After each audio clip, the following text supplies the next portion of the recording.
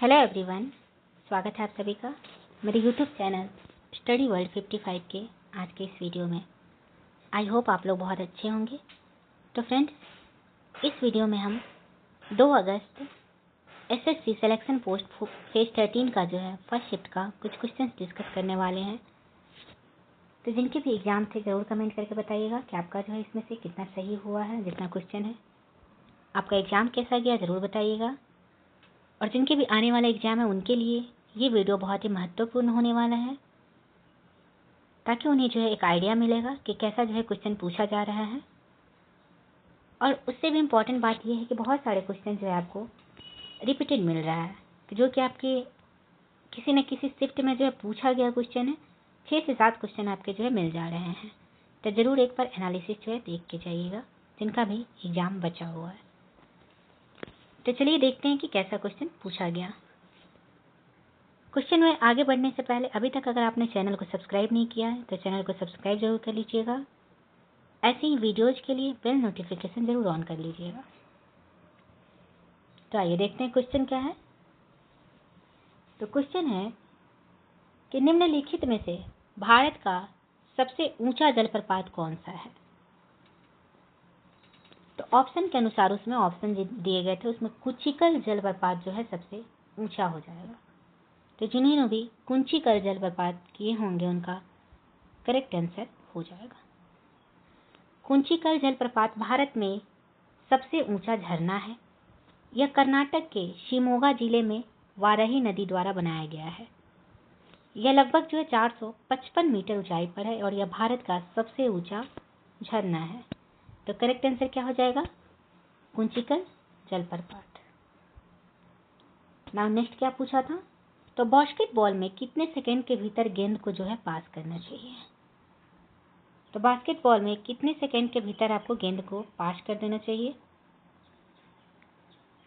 तो ऑप्शन के अनुसार जो है 5 सेकंड यहाँ पे करेक्ट आंसर हो जाएगा। बास्केटबॉल में एक टीम को गेंद को कोर्ट के आधे हिस्से में ले जाने के लिए 8 सेकंड का समय लगता है। इसके बाद उन्हें 24 सेकंड के भीतर गेंद को शूट करने का प्रयास करना होता है, अन्यथा गेंद जो है विपक्षी टीम को दे दी जाती है। तो बास्केटबॉल में समय से संबंधित कुछ नियम है, जैसे 5 सेकंड का नियम। तो जिस खिलाड़ी के पास गेंद है उसे 5 सेकंड के भीतर गेंद को पास करना होगा, ड्रिबल करना होगा या फिर शूट करना होगा। तो कितने सेकंड के भीतर गेंद को पास करना होता है? तो ये आपके आंसर हो जाएंगे 5 सेकंड के। तो जिन्होंने भी 5 सेकंड वाला ऑप्शन किए होंगे उनके यहाँ पे सही उत्तर हो जाएगा। नेक्स्ट आपका पूछा था कि नीलगिरी पहाड़ियों में कौन सा हिल स्टेशन स्थित है। तो नीलगिरी पहाड़ी आपके जो कि तमिलनाडु में है। तो नीलगिरी पहाड़ी में कौन सा हिल स्टेशन स्थित है? आंसर हो जाएगा Ooty. Ooty is the correct answer. Ooty जो है भारत के दक्षिणी भाग, विशेष रूप से तमिलनाडु में नीलगिरी पहाड़ियों में स्थित एक प्रसिद्ध जो है हिल स्टेशन है। यह अपनी प्राकृतिक सुंदरता, ठंडी जलवायु और चाय बागानों के लिए प्रसिद्ध है। ऊटी को जो है दक्षिण भारत में हिल स्टेशनों की रानी के रूप में भी जाना जाता है। नीलगिरी पहाड़ियाँ जो है पश्चिमी घाट का हिस्सा है और भारत के दक्षिणी भाग में स्थित है, जो तमिलनाडु और केरल के कुछ हिस्सों को कवर करती है। तो नीलगिरी पहाड़ी में कौन सा हिल स्टेशन है? तो ऊटी हो जाएगा। तो जिन्होंने भी ऊटी आंसर किए होंगे उनका बिल्कुल सही उत्तर हो जाएगा। नेक्स्ट क्वेश्चन इंग्लिश का क्वेश्चन है, which best expresses the meaning of the idiom and phrase. क्या दिया हुआ है? Phrase pull the wool over someone's eyes. इस फ्रेज का मतलब क्या होता है? Pull the wool over someone's eyes, it means to deceive someone by telling lies. Pull the wool over someone's eyes means deceive someone by telling untruth in order to have an advantage over you. Look at the sentence. Stop trying to pull the wool over my eyes. What were you two fighting about just now?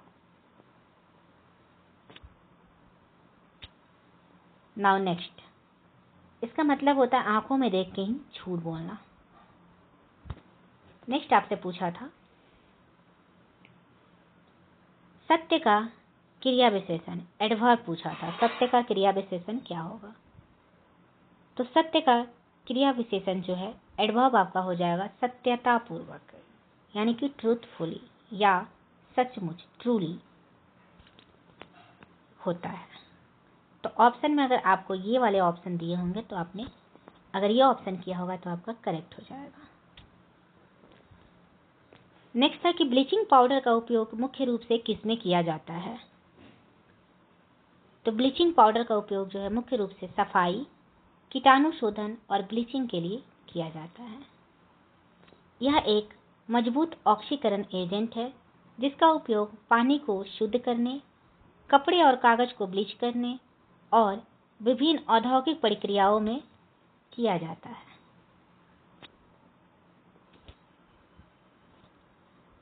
Next आपका question पूछा था कि कौन सी नदियां हैं जो अमरकंटक के पठार से निकलती है परंतु वे अलग अलग दिशाओं में बहती है? तो कौन सी नदी है जो अमरकंटक के पठार से निकलती है? तो करेक्ट आपका हो जाएगा नर्मदा और सोन नदी। तो जिन्होंने भी सोन और नर्मदा किए होंगे उनके करेक्ट आंसर हो जाएंगे। अमरकंटक से नर्मदा और सोन नदी की उत्पत्ति होती है। नर्मदा नदी यहाँ से पश्चिम की तरफ और सोन नदी जो है पूर्व दिशा में बहती है। अमरकंटक पठार नर्मदा नदी, सोन नदी और जोहिला नदी का उद्गम स्थान है। यह मध्य प्रदेश के अनूपपुर जिले में स्थित है।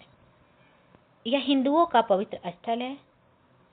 मैकाल की पहाड़ियों में स्थित अमरकंटक मध्य प्रदेश के अनूपपुर जिले का लोकप्रिय हिंदू तीर्थ स्थल है।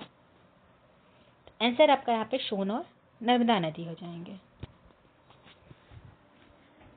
नेक्स्ट आपसे पूछा था कि हल्दी घाटी का युद्ध जो है कब हुआ?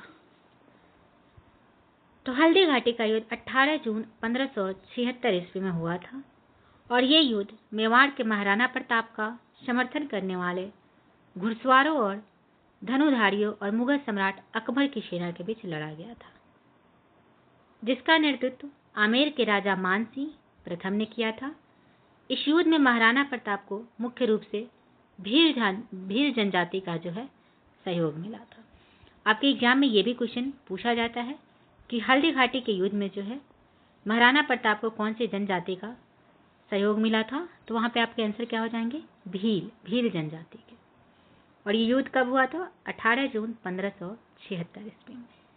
तो जिन्होंने भी ये ऑप्शन किया होगा उनका जो है करेक्ट आंसर हो जाएगा। नेक्स्ट आपका क्वेश्चन था कि 2018 के अनुसार भारत में सबसे कम महिला साक्षरता दर किस राज्य की है?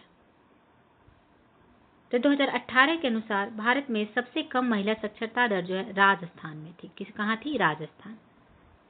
जनगणना 2011 के अनुसार राजस्थान में महिला साक्षरता दर 52.66% थी, जो कि उस समय के सभी भारतीय राज्यों में सबसे कम थी। तो आपके लिए करेक्ट आंसर क्या हो जाएगा? तो करेक्ट आंसर हो जाएगा राजस्थान। तो जिन्होंने भी राजस्थान किए होंगे उनके यहाँ पे करेक्ट आंसर हो जाएंगे। नाउ नेक्स्ट क्वेश्चन कि संसद के कितने सदन होते हैं? तो संसद के कितने सदन होते हैं? तो करेक्ट आपके हो जाएंगे 2 सदन। भारत की संसद भारत देश की विधानपालिका का सर्वोच्च निकाय है। यह जो है द्विसदनीय व्यवस्था है।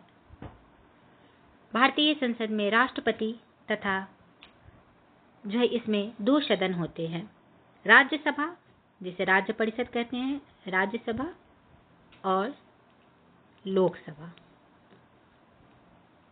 2 सदन होते हैं। अगर आपसे पूछ देता कि संसद में जो है कितने अंग होते हैं तब आपका यहाँ पे 3 हो जाता है। संसद में 3 अंग होते हैं, लेकिन यहाँ पे कितने सदन होते हैं, तो इसमें बिल्कुल कंफ्यूज होने वाली बात नहीं है। सदन पूछा है तो 2 सदन हो जाएगा। अगर अंग पूछता तो राज्यसभा, लोकसभा और राष्ट्रपति हो जाते हैं। सदन पूछा है तो सिर्फ राज्यसभा, लोकसभा हो जाएगा। नेक्स्ट 2022 में किस खिलाड़ी को राज्यसभा के लिए मनोनीत किया गया था? तो भारत के राष्ट्रपति ने 6 जुलाई 2022 को विभिन्न दक्षिण भारतीय राज्यों का प्रतिनिधित्व करने वाले 4 नए सदस्यों को राज्यसभा के लिए मनोनीत किया। तो राज्यसभा के नए मनोनीत सदस्यों में कौन कौन से थे? तो पीटी उषा, वीरेंद्र हेगड़े, केवी विजेंद्र प्रसाद और इलैया राजा जो है शामिल है।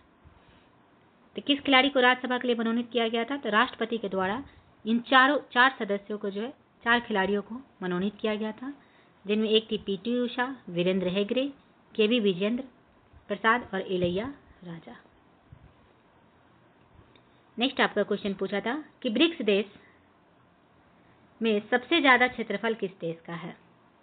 ब्रिक्स देश में कौन कौन शामिल है? तो ब्राजील, रूस, भारत, चीन और साउथ अफ्रीका, मिस्र, इथोपिया, इंडोनेशिया, ईरान और संयुक्त अरब अमीरात। तो इनमें सबसे ज्यादा क्षेत्रफल किस देश का है? तो करेक्ट हो जाएगा, रूस का क्षेत्रफल जो है सबसे ज्यादा है। तो रूस आपका यहाँ पे करेक्ट आंसर हो जाएगा। जिन्होंने भी रूस आंसर किए होंगे उनके करेक्ट आंसर हो जाएंगे। ब्रिक्स देशों में रूस का क्षेत्रफल सबसे बड़ा है, जो लगभग आपका जो है 1,70,98,246 वर्ग किलोमीटर है। रूस का क्षेत्रफल न केवल ब्रिक्स देशों में बल्कि विश्व में सबसे बड़ा है, जो इसे ब्रिक्स समूह में सबसे बड़े क्षेत्रफल वाला देश बनाता है। नाउ नेक्स्ट क्वेश्चन, प्रधानमंत्री नरेंद्र मोदी को जो है कौन से देश के द्वारा जो है पुरस्कार दिया गया था? तो आंसर हो जाएगा फ्रांस ने। प्रधानमंत्री नरेंद्र मोदी को 13 जुलाई 2023 को फ्रांसीसी राष्ट्रपति इमैनुअल मैक्रो द्वारा फ्रांस का सर्वोच्च नागरिक सम्मान Grand Cross of the Legion of Honour जो है प्रदान किया गया था। यह पुरस्कार उनकी वैश्विक नेतृत्व और भारत फ्रांस संबंधों को मजबूत करने में योगदान के लिए दिया गया था। तो करेक्ट आंसर क्या हो जाएंगे? तो फ्रांस का जो है नागरिक सम्मान पुरस्कार प्रधानमंत्री मोदी जी को दिया गया था, जिस पुरस्कार का नाम था Grand Cross of the Legion of Honour. Now next, भारत में दंगा करने की सजा क्या है? तो दंगा करवाने वालों को सजा इस बात पर निर्भर करती है कि दंगे में मृत्यु कैसे और किन परिस्थितियों में हुई है। यदि मृत्यु इरादतन हत्या के रूप में साबित होती है तो आजीवन कारावास या जो है मृत्युदंड धारा 103 के तहत हो सकता है।